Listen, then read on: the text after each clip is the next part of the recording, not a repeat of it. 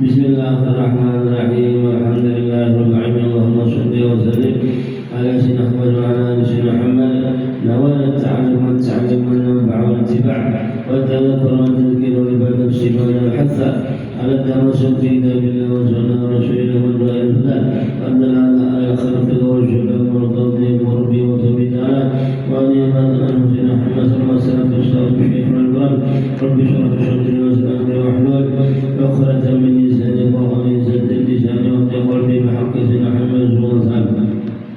Allahumma inna khalidul marqul bidih fa inna hiya al-amr alladhi yafatana 'an ta'rif al-alladhi yafatana 'an Bismillahirrahmanirrahim. Alhamdulillah Allahumma shalli wa sallim ala sayyidina wa ala ali Muhammad qala rahimallahu ta'ala wa nafa'ana bihi wa bi 'ulumihi wa bi tamamin. Bismillahirrahmanirrahim. Itu adalah atas ya.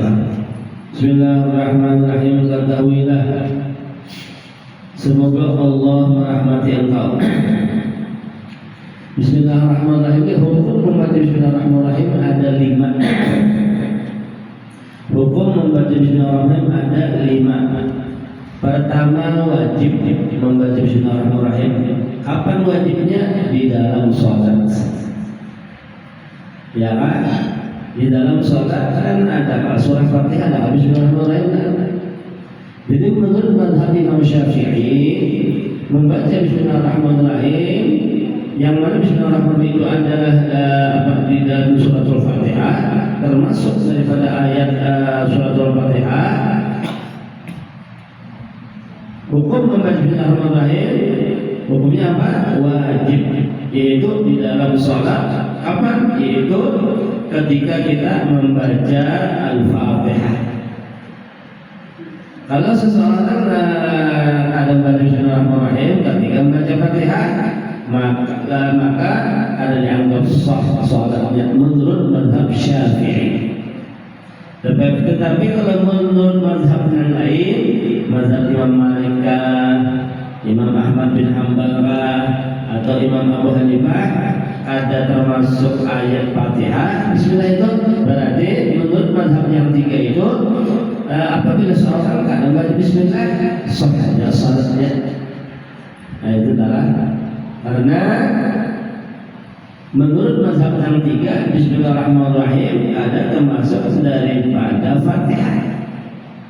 Berarti menurut mazhab yang 3 itu kalau kadang baca Bismillah sahnya salatnya. Tapi kalau menurut mazhab Imam Syafi'i, kalau karena Bismillah itu termasuk daripada Fatihah, ada baca Bismillah maka dianggap kalau sah salatnya. Kemudian Fatihah itu ada berapa ayat? 7 ayat. Nah kayak apa? Dari pasti aja Fatihah itu 7 ayat berdasarkan firman Allah, walaqad ataina kasba'an minal mathani wal Qur'anal azim. Itu dalil bahwa surah Fatihah itu 7 ayat. Bagaimana dengan Bismillah kalau termasuk daripada ayat Fatihah, yaitu dan di situ artinya siratal ladzina an'amta 'alaihim. Nah di situ namanya di situ hitungan ayatnya gantian daripada Bismillah menurut mazhab yang 3 itu. Ya, kira-kira paham lah? Menurut mazhab yang 3 itu, oleh karena Bismillah karena termasuk Fatihah, sedangkan Fatihah itu mesti 7 ayat, lalu gantinya di mana? Siratal ladzina an'amta 'alaihim di situ. Nah, siratal ladzina an'amta 'alaihim itu hitungan ayat. Masuk hitungan itu menurut mazhab yang 3 itu. Oleh karena itu kalau mazhab yang 3 itu dan afdalnya lebih awalnya di situ wakaf di situ menurut mazhab yang 3 itu. Karena menurut mazhab 3 itu di situ termasuk masuk hitungan ayat. Adapun menurut mazhab Imam Syafi'i, oleh karena di situ ada masuk hitungan ayat. Karena Bismillah dari termasuk daripada ayat Fatihah, di situ ada masuk. Menurut mazhab Syafi'i, nang abdolnya, nang awalnya, namunnya nafasnya masih awal, itu bertaruh saja, jangan wakaf di situ. صراط الذين أنعمت عليهم غير المغضوب عليهم ولا الضالين آمين. Jadi jangan wakaf itu nang afdalnya, nang aulanya menurut mazhab Syafi'i kalau napas masih mampu, ya kan. Lain kalau jangan napas umpamanya kalau mampu, ayo sudah, ya kan. Itu dah kira-kira paham lah. Jadi yang pengarangnya hukum baca Bismillah itu Bismillahirrahmanirrahim itu wajib, itu dalam sholat, berarti itu mazhab Syafi'i. Nah, kemudian yang kedua hukum baca Bismillah itu haram hukumnya. Kapan haramnya? Yaitu ketika hendak melakukan yang haram. Umpamanya hendak menunjukkan Bismillahirrahmanirrahim juntan, nah itu haram. Jadi dua kali haramnya. Haram menciumtannya, haram membaca bismillah ketika menciumtan. Atau umpamanya hendak minum arak, minum khamar, bismillahirrahmanirrahim, ya kan? Nah, dua kali haramnya, haram minum arak, haram membaca bismillahnya. Nah itu kira-kira paham lah. Atau hendak makan apa? Makan adalah sabu-sabu, narkoba ya. Lalu baca bismillah sebelumnya umpama, ya kan? Umpama haramnya dua kali. Haram makannya, haram membaca bismillah waktu itu. Kira-kira paham lah. Nah, jadi membaca bismillah haram ketika hendak melakukan perbuatan yang haram. Dan ketika hukum baca bismillahirrahmanirrahim itu sunnah. Kapan sunnahnya? Sunnah itu ketika kita hendak melakukan sesuatu yang bagus. Sesuatu yang kita anggap bagus, kita anggap penting, seperti umumnya hendak makan, itu kan bagus, ya kan? Nah, baca bismillah sebelumnya sunat. Atau seperti hendak membaca apa? Membaca kitab, ya kan? Baca bismillah, bagus itu. Nah itu adalah sunat hukumnya. Atau umpamanya menulis surat baca nah surat ya kan? Surat banyak sebelumnya tulis bismillah itu sunnah juga. Waktu anak melarang kita tulis sebelumnya bismillah sunnah juga itu dah. Kira-kira paham lah. Nah. Atau umpamanya apa? Hendak berpakaian, makanya berpakaian kan bagus menutup aurat. Sebelumnya kita baca bismillah, berarti kan sunnah juga. Yang penting baca bismillah itu sunnah ketika kita hendak melakukan perbuatan yang bagus atau perbuatan yang kita anggap bagus, kita anggap penting. Ya. Kemudian kapan hukum bismillah makruh? Makruh itu ketika hendak melakukan perbuatan yang makruh. Perbuatan yang makruh apa? Perbuatan yang makruh. Ya kan? Nah, lalu sebelum melakukan perbuatan yang makruh, lalu membaca bismillah, berarti apa hukumnya? Makruh. Dan makruh di sini maksudnya makruh zati. Karena makruh itu ada dua. Makruh itu ada makruh aridi, ada makruh zati namanya. Makruh aridi itu seperti kita makan bawang mentah. Makan bawang mentah, tapi spesial bawang mentah aja, kada dicampur. Kadang yang sudah jadi acaran, kadang khusus bawang mentah aja dimakan. Itu hukumnya makruh aridi. Kenapa jadi makruh? Karena baunya itu banyak. Nah itu alasannya jadi makruh. Ya kan? Bahkan namun bisa mengganggu orang di sebelah kiri kanan, itu bisa haram hukumnya. Nah itu. Nah jadi makan bawang bawang mentah itu tadi hukumnya makruh aridi. Ketika anak makan bawang mentah berarti bismillah. Itu kalau bismillahnya makruh juga ada. Jadi bawang mentahnya jangan hukumnya makruh dimakan. Bawang mentah dengan campur apa-apa, baca bismillahnya itu akan masuk. Lalu bagaimana gambarannya atau contohnya baca bismillah yang makruh itu yang makruhnya zati, bukan aridi. Makruh zati bagaimana? Nah ini orang yang sudah orang yang suami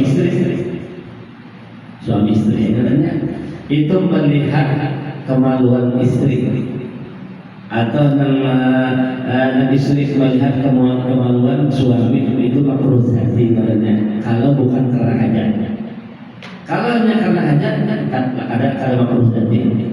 Inilah jadi memandang kemaluan istri atau istri memandang kemaluan suami bukan karena ada, itu hukumnya makruh zati. Apabila makruh zati, lalu ketika itu mengucap bismillah, itu hukumnya makruh baca bismillah. Kira-kira paham nggak? Nah itu kan. Jadi maksud di sini baca bismillah makruh ketika melakukan perbuatan makruh zati, bukan makruh itu berada beda. Kemudian hukumnya membaca bismillah hukumnya mubah. Arti mubah itu kan definisi mubah. Kalau kita lakukan ada berpahala, ada berdosa. Kalau kita tinggalkan ada berpahala, ada berdosa. Itu kata mubah. Ini kayak apa contohnya? Umpama ini barang ini dari sini lagi kita hendak memindah ke sini, sebelumnya baca bismillahirrahmanirrahim, pindah ke sini. Nah itu hukumnya mubah. Baca bismillah itu hukumnya mubah. Itu contohnya gambarnya. Nah di sini ya. Lalu kita pindah ke sini, tapi pindahnya apa hukumnya mubah. Ada kaitannya apa-apa ya kamu dari sini ke sini. Nah lalu kita dari sini ke sini sebelumnya baca bismillah itu hukumnya mubah aja caranya. Kira-kira paham? Atau banyak kendaraan ya diparkir di mana? Sini parkir, nak memindah. Sebelum memindahnya apa? Lalu kita baca bismillah itu mubah aja hukumnya. Mubah aja hukumnya. Maksud mubah apa? Ya berpahala ada, berdosa ada, dia mubah dari bang atau jadi istilah. Tapi kalau umpamanya kita lihat zikir, dari segi zikirnya berpahala, bukan dari segi baca bismillah anak memindah barang dari tempat ke tempat. Dan tapi dari segi zikirnya berpahala itu aja. Kalau kita niatnya niat zikir, kira-kira paham? Kalau niatnya zikir, maka berpahala, bukan sunnah saja, tapi berpahala. Dari segi apa? Dari segi niat zikir. Nah itulah kira-kira paham nggak? Kira-kira paham itu deh? Kalau ada orang paham bisa ditanyakan yang berkaitan dengan hukum bismillah tadi. Nah itu adalah. Jadi ada 5 nah. Kemudian semoga Allah merahmati engkau jazilin amin, bahwasanya sepatutnya bagi setiap orang yang ingin memulai berbicara pada satu mata pelajaran untuk membicarakan tentang basmalah. Basmalah itu ya bismillah. Bismillahirrahmanirrahim. Yang singkatnya bismillah. Hendak menyembelih hewan korban atau dengan hewan korban enggak sebelumnya baca bismillah apa hukumnya? Sunnah. Ini kan para korbannya. Para korban. Jadi sunnah kita sebelum menyembelih itu baca bismillahirrahmanirrahim. Allahumma shalli ala Muhammad. Allahu akbar. Nah, itu. Jadi bismillahirrahmanirrahim, salawat hanya Allahu akbar. Itu sunnah hukumnya. Itu dengan ucapan Allahu akbar itu berarti khusus hewan korban. Nah, ya. Jadi sunnah hukumnya membaca bismillah, salawat, kemudian Allahu akbar, takbir ketika hendak menyembelih hewan korban. Namun kalau dibaca apa-apa langsung aja banyak apa di gayanya langsung aja apa di sembelihnya ada baca bismillah, ada baca salat, ada baca Allahu akbar, sah saja sembelihannya. Ya, cuman kada mendapat pahala sunnah sebenarnya. Yang penting asal nang kurang apa namanya nang wajib nang paket gitu ya. Ya, asal urat-urat dan mana yang dianjurkan wajib paket itu harus paket, jangan sampai ada. Itu adalah itu ya. Yang adanya itu hukum lawan mari, kan adanya itu hukum lawan mari. Itu wajib paket tuh kalau ada tuh lah. Kemudian menurut sesuatu yang sesuai dengan mata pelajaran yang dimulai itu karena memenuhi hak basmalah dan hak mata pelajaran yang dimulai itu. Memang ini termasuk daripada perkara yang bagus. Sebelumnya itu apa? hendaklah membaca bismillah. Apa aja kita hendak melakukan perkara yang bagus atau yang dianggap penting, sebelumnya hendaklah kita membaca bismillah. Seperti inilah pengarang kitab sini Bapak menulis bismillah karena hukumnya sunnah, apalagi mengarang baginya ya kan. Kemudian di sini akan membicarakan bismillah, dan sekarang kita mulai untuk membicarakan mata pelajaran tasawuf. Nah itu akan datang oleh telah. Maka sepatutnya, nah ini memang kitab ini kitab tasawuf. Kitab ini adalah kitab tasawuf, itu telah. Tapi sebelum kita membicarakan pengarangnya isi kitab ini itu tasawuf, Sidin terlebih dulu menerangkan yang berkaitan dengan bismillah. Maka sepatutnya lebih dahulu kami menjelaskan tentang hadnya ilmu tasawuf. Had itu maksudnya definisi. Jadi karena sini membicarakan keutamaan bismillah. Kemudian di sini berdahulu sini menjelaskan hadnya ilmu tasawuf. Had itu di kita definisi. Maudhu'nya tujuan, maudhu'nya tasawuf, maudhu' itu di kita judulnya. Maudhu' itu judul atau yang dibahas, dan mabadi lainnya. Mabadi lainnya. Ya kan ada hukumnya belajar ilmu tasawuf apa itu ya mabadi. Jadi mabadi itu seperti definisi ilmu tasawuf, apa definisi suatu mata pelajaran. Itu namanya seperti mabadi itu adalah banyak. Seperti definisi mata pelajaran, kemudian mata pelajaran apa maknanya, kemudian hukum belajarnya apa, keutamaannya apa, yang dibahas apa, itu yang namanya mabadi. Itu 10 jumlahnya mabadi itu. Mabadi itu jumlahnya 10. Termasuk hukum mempelajari ilmu tasawuf apa, definisinya apa, keutamaannya apa, kemudian yang membikinnya siapa, yang dibahas apa, nisbahnya apa. Itu yang namanya mabadi begitu. Kemudian kami susulkan hal itu dengan pembicaraan yang tentang basmalah, maka kami pun berkata, nah sekarang sini masuk kepada isi daripada kitab ini. Jadi yang terdahulu itu adalah mukaddimah aja berarti adalah. Adapun haknya, nah ini definisi ilmu tasawuf. Di sini batasannya, padahal sebenarnya bukan batasan definisi.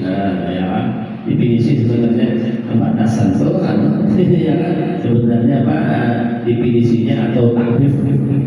Ya kan? Maka tasawuf adalah ini takrif atau definisi tasawuf adalah satu ilmu yang dengannya dapat dikenal akan segala hal, ehwal diri dan sifat-sifatnya yang tercela. Maksud diri itu hati. Hal-hal hati dan sifat-sifatnya yang tercela dan terpuji. Memang ilmu tasawuf itu adalah membahas yang berkaitan dengan batin, yang berkaitan dengan hati. Ilmu tasawuf bagaimana hati hati seseorang yang sombong, bagaimana cara menghilangkannya. Itu kan bukan dia umpamanya telah itu kan itu yang dibahas berarti ilmu tasawuf itu. Oleh karena itu orang disebut ahli tasawuf itu orang yang hatinya sudah bersih daripada sifat-sifat yang tercela di dalam hati. Itu adalah orang itu ahli tasawuf sudah. Hatinya bersih daripada riya, daripada iri dengki, daripada dendam, ya kan? Daripada sombong, daripada ujub, daripada sum'ah, bersih daripada itu, ya kan? Kemudian setelah bersih, dipakaiannya, diisinya dengan sifat ikhlas, sifat tawadhu, ya kan? Dan sifat sabar, sifat syukur, dan lain-lainnya daripada sifat-sifat yang di dalam hati itu. Yang cagar berarti yang ianya yang dibahas di dalam ilmu tasawuf. Itu adalah yang ianya. Adapun maudhu'nya, objek yang dibicarakan, objek ya kan kita mau tutup kita judulnya atau yang dibahas itu adalah nafsu dari segi hal ehwal. Itu nafsu itu maksudnya nafsu itu hati dari segi hal ehwal dan sifat-sifat yang mendatang bagi hati itu. Kan kadang-kadang di hati ini macam-macam, ada sombong, lalu pakai apa? Melahap supaya menghilangkan sifat sombong, dia menghilangkannya dan sebagainya.